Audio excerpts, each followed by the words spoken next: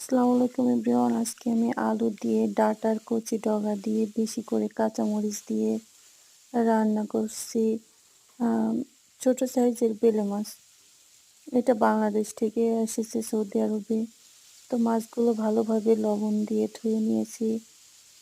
লবণ দিয়ে অনেকক্ষণ মেখে রেখেছিলাম, ধুয়ে নিয়েছি। তারপরে আলু আর ডাঁটাটা ভালোভাবে কষিয়ে নিয়ে সব রকম মশলা দিয়ে কষিয়ে নিয়ে তারপর মাছগুলো দিয়ে দিলাম। যেহেতু বেলে মাছ অল্পতেই গলে যায়, সেজন্য মাছটা একটু দেরি করে দিলাম। অন্য মাছ হলে একটু আগেই দিয়ে দিতাম। তো আমাদের এখানে ছোট মাছ খুব কমই খাওয়া হয়, তারপরও নিয়ে আসলাম। মাছটা বেশি খাওয়া হয় না, মাংস আর ডিমটাই বেশি খাওয়া হয় এখানে। সৌদি আরবে আসার পর থেকে মাছটা কমই খাওয়া হচ্ছে।